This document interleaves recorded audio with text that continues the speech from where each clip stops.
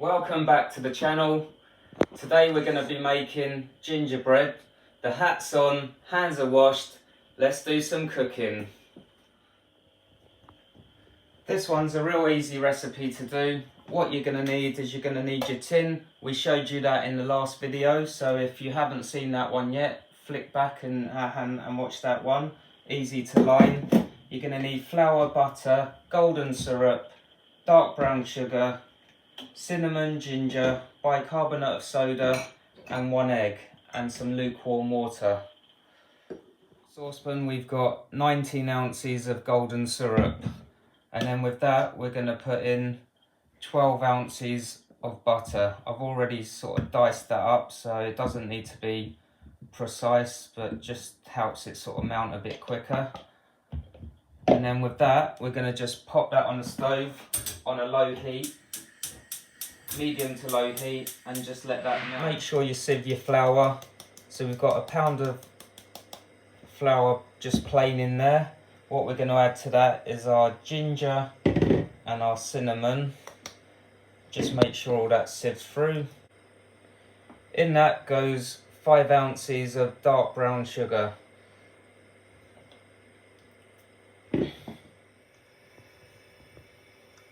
All our butter's near enough melted now. The golden syrup's just about to come up to sort of the boil. So just a couple more seconds and then we're ready to pour that into our mixture. With that butter and golden syrup, we just literally just pour that straight in. Just literally all goes in there. Get your whisk and start mixing that together. As you can see, you don't need any specialist tools for this one, not even a mixing machine or a hand. You can do this all by hand. So we've got to that stage, all that mixture's mixed together. There's no like balls of flour in there, it's literally all mixed.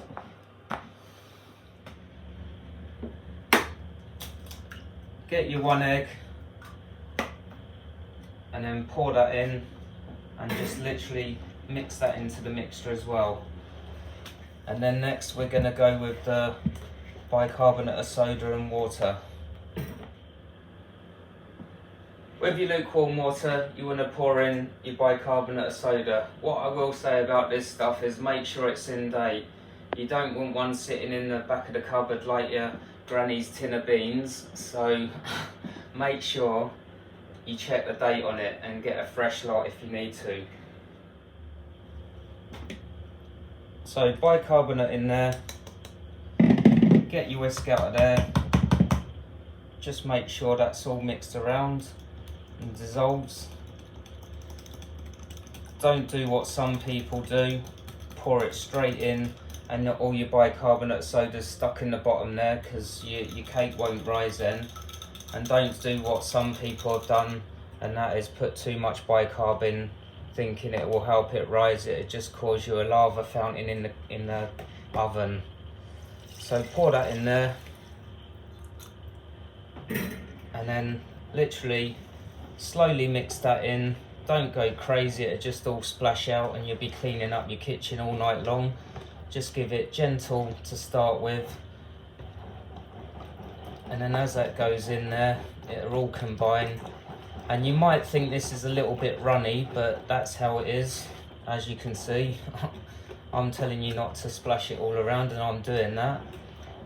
But just slowly mix that all together, and you're there. It's ready to go straight in the tin.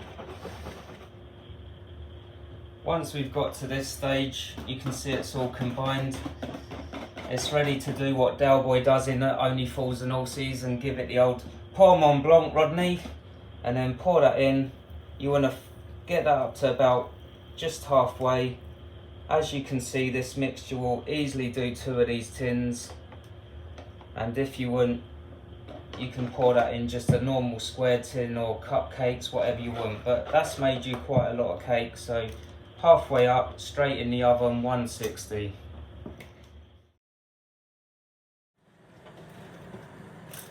So it's had a good 30 to 40 minutes in the oven. Knife goes in nice and clean, comes out clean, so that's ready. We're just going to leave that to cool down, and then if you want, you could just serve it plain like this, but I'm going to show you a bit of glaze that we can put on the top, just finishes it off nicely.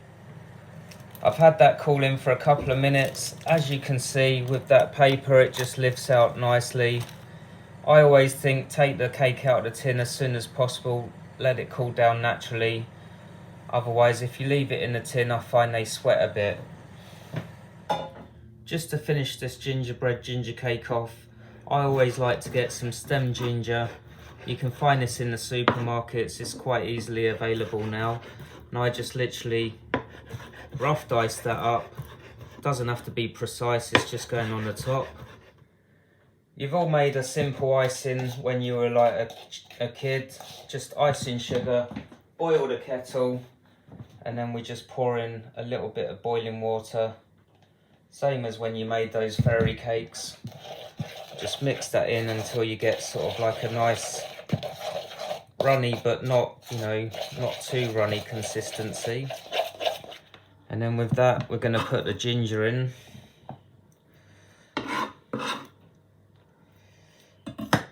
Give that a mix around. And we've got it to a consistency, you know, where it just literally go on nicely. So it doesn't have to be mega precise, but just a little bit of that on each one just gives it that little finish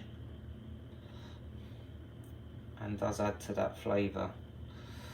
Your kids might enjoy doing this, so maybe this is a chance to get them involved. And with this one, we're just going to put a little bit of glaze all over.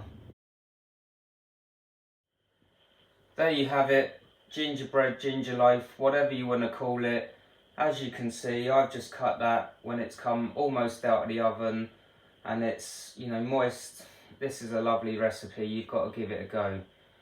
If you've liked what you've seen, give us a thumbs up. If there's any questions, just put them in the comments below and we'll try and answer them as soon as we can. Thank you very much. Till next time, enjoy.